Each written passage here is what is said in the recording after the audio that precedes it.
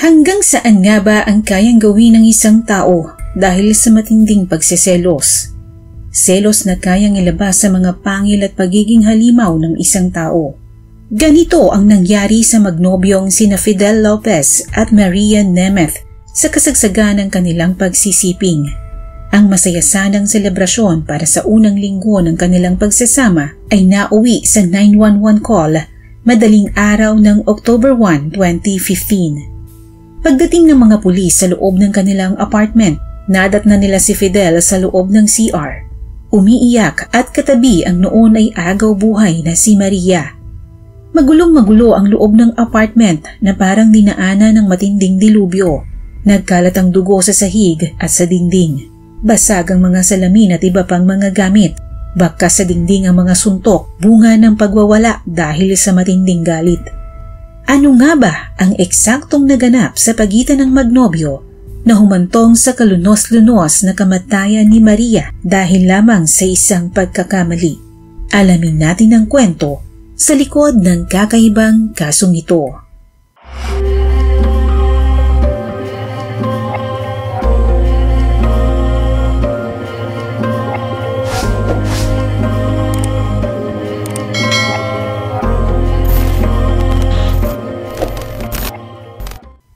Isang linggo pa lamang noon ang nakakalipas mula nang lumipat ang magnobyong sina Fidel Lopez, 26 na taong gulang, at Maria Nemeth, 31 taong gulang sa kanilang rented flat sa Sunrise, Florida, kung saan nagtatrabaho si Maria bilang leasing manager.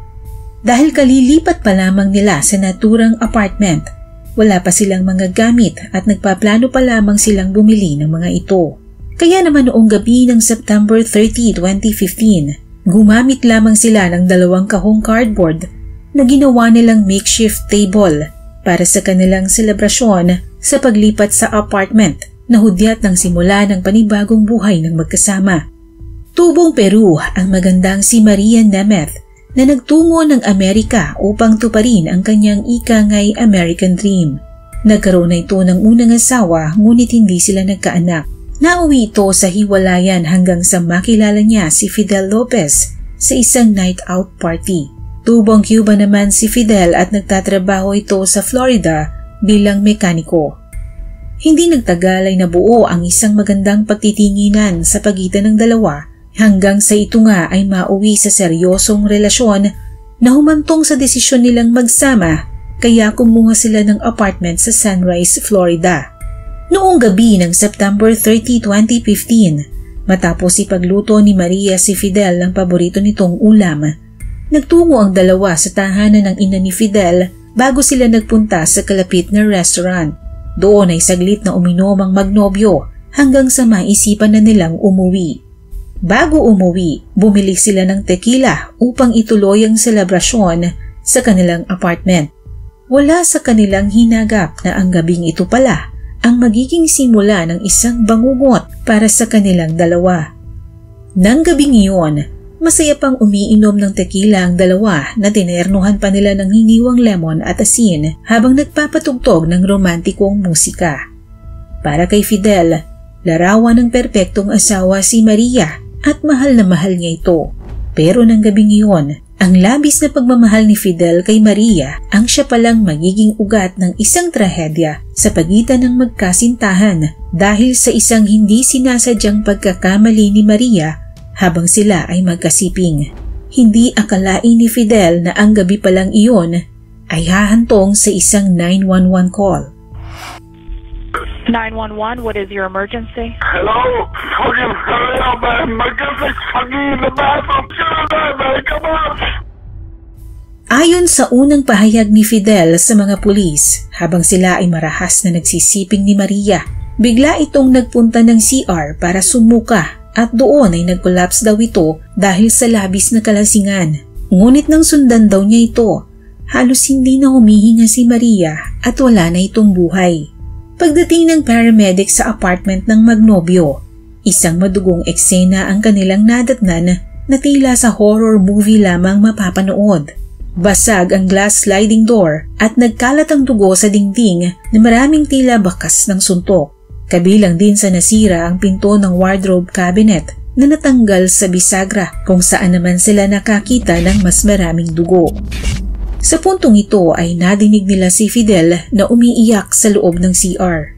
Katabi niya ang tila wala ng buhay na si Maria. Wala itong damit at naliligo sa sarili niyang dugo.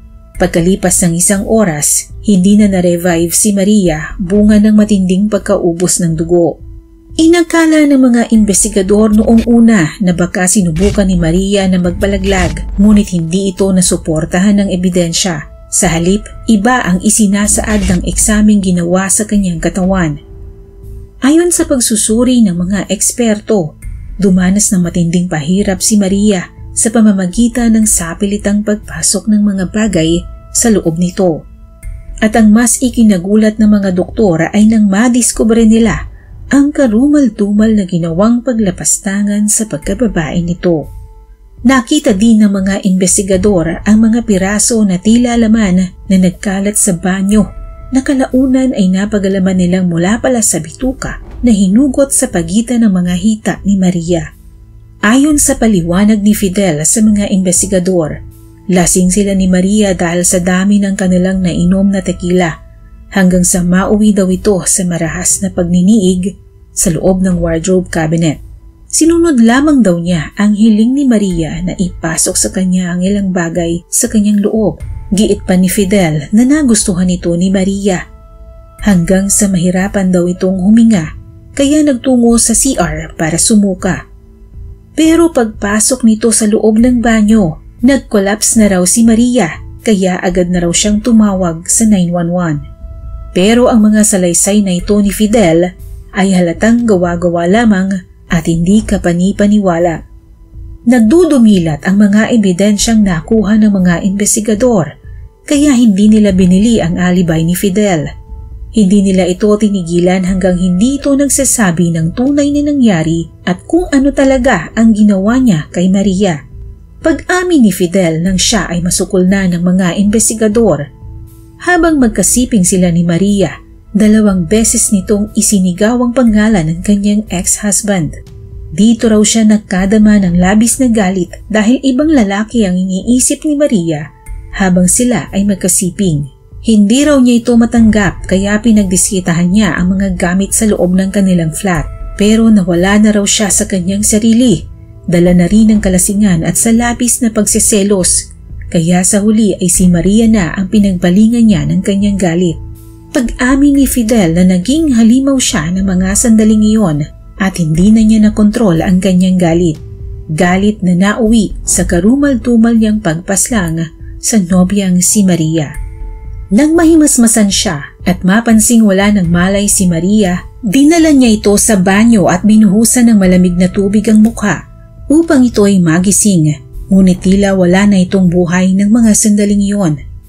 Nang mga oras na iyon, litong-lito na si Fidel at hindi na alam ang kanyang gagawin. Naghugas siya ng dugo ang kamay at saka nagpunta sa garahe para manigarilyo. Makalipas ang ilang minuto, pumasok na siyang muli sa loob at sinimulang linisin ang mga dugong nagkalat at tinangkang itago ang mga ebidensya ng kanyang krimen. Pagkatapos noon ay tumawag na siya sa 911, ngunit ng mga oras na iyon, agaw buhay na si Maria at hindi na naisalba pa. Kinasuhan si Fidel ng first-degree murder at sexual assault sa Florida sa Amerika kung saan naganap ang krimen. Hindi rin siya pinayagang makapagpiyansa. Dahil sa nature ng kaso, umani ito ng atensyon sa media at naging shocking headline sa kanilang lugar. Samantala, nag-not guilty plea si Fidel noong una, ngunit dahil sa matindi ang kanyang kaso, may posibilidad na mahatulan siya ng kamatayan. Kaya kalaunan ay minabuti niyang mag-plead ng guilty upang matagkasan ang death row. Nahatulan siya ng habang buhay na pagkakulong nang walang posibilidad ng parole at hindi na ito maaari pang iapela. Ibig sabihin, doon na sa loob ng bilangguan bubunuin ni Fidel ang buong buhay niya at wala ng posibilidad na siya ay magkakalaya pa at mabibigyan ng ikalawang pagkakataon. Sa kanyang statement noong araw na siya ay basahan ng kanyang sentensya, sinubukan niyang humingi ng tawad sa pamilya ni Maria. Saan niya Today, I'm happy to fulfill this conviction. I know what I did has to be paid for and I agree. I pay with my life for the life I took. To Maria's family, I ask for forgiveness. Humingi rin ng kapatawaran ang ina ni Fidel sa pamilya ni Maria dahil sa ginawa ng kanyang anak na ayon sa kanya ay mapagmahal na tao. Ngunit hindi ito matanggap ng ama ni Maria dahil sa pagkawala ng isang anak na mapagmahal at mapag-aruga sa kanyang pamilya.